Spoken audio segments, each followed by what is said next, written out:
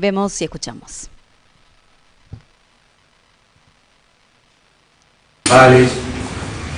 De compañeros de otros centros de aquí de Bolívar, instituciones como la nuestra, Centro Castilla y León, y el resto de las autoridades de las instituciones españolas.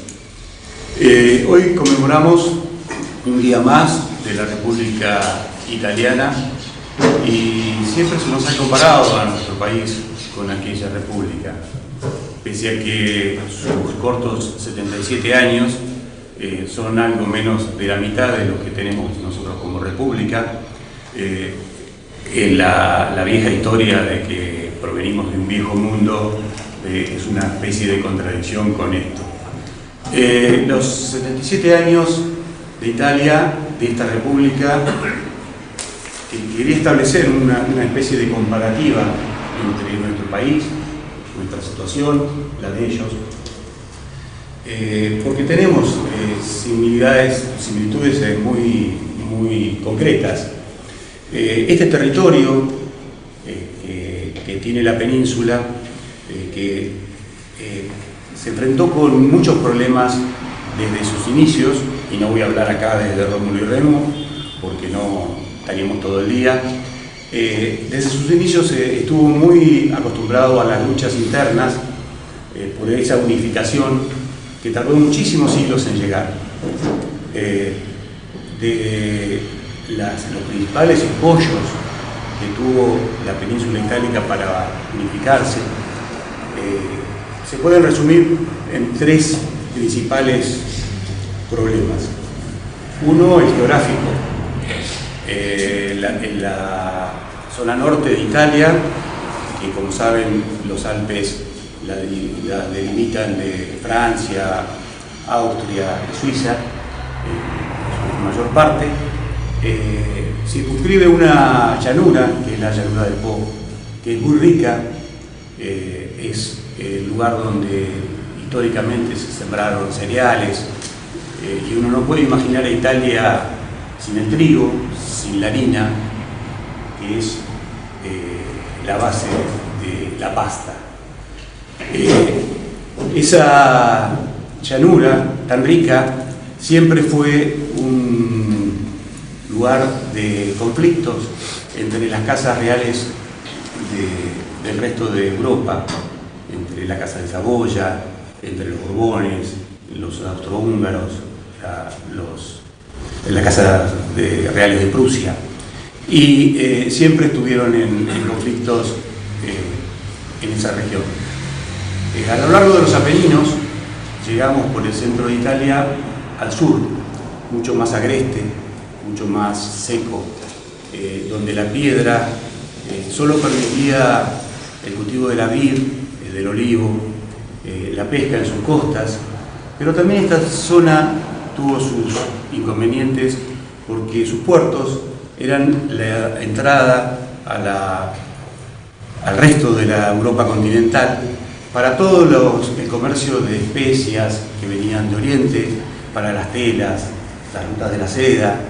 Todo aquello hacía que sus puertos fueran muy importantes y también se los disputaran fenicios, griegos, cartagineses.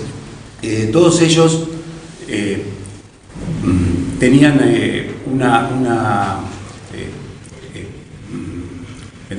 un interés particular por tener el poder en esas regiones.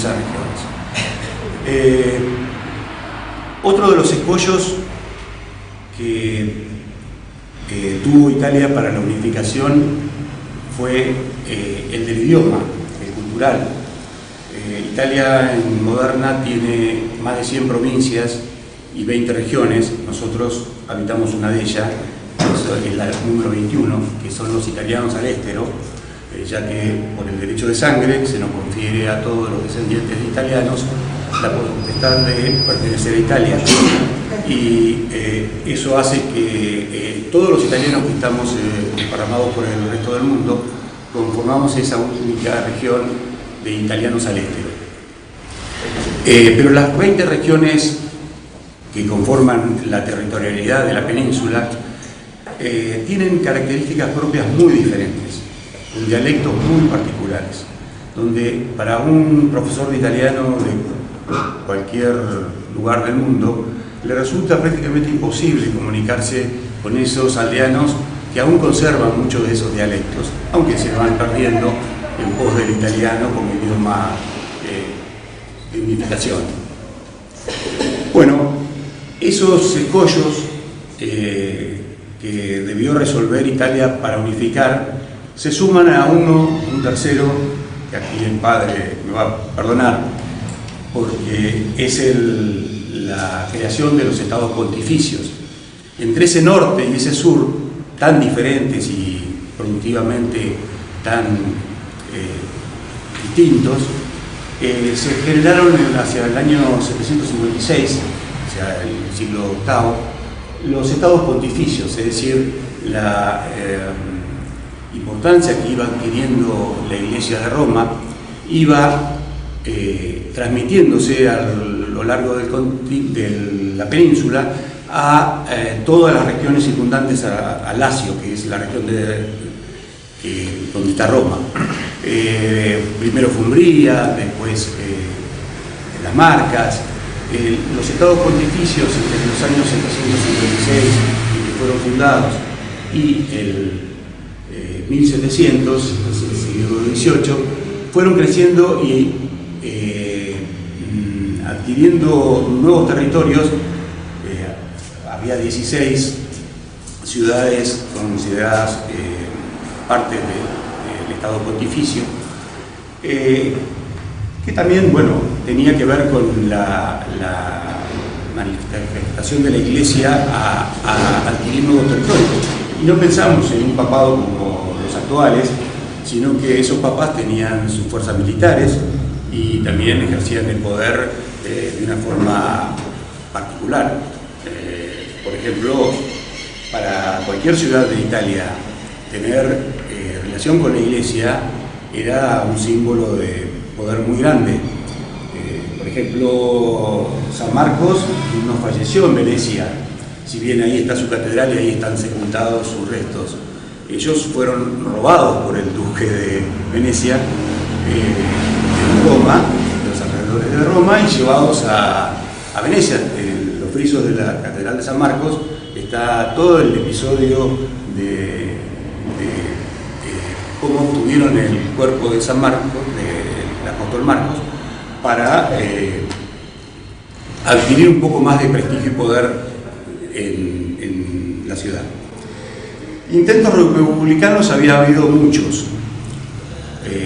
Las primeras repúblicas italianas corresponden a las repúblicas marítimas, aquellas que los fenicios y griegos habían fundado como puertos, principalmente la de Génova y la de Venecia, fueron las que se iniciaron como repúblicas, pero no prosperaban por justamente todas estas luchas internas por el poder de esa región. Llegamos así a un periodo en que la necesidad de reunirse en una sola nación,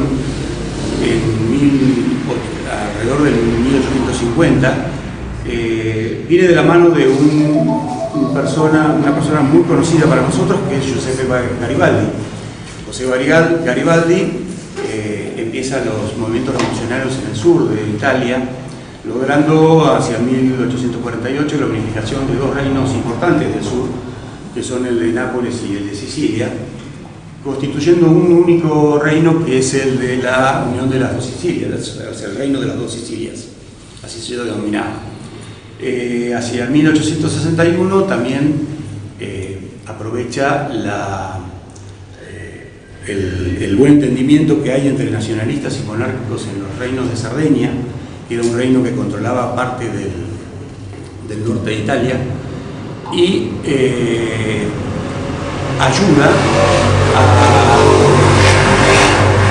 alejar a los prusianos de la Lombardía, haciéndose un reino mucho más fuerte, y que nombra al primer rey de la unificación italiana, que es Víctor Manuel II. Bueno, ahí estaba, la palabra de Juan Manuel Canepa en el marco de lo que fue el Día del Inmigrante Italiano.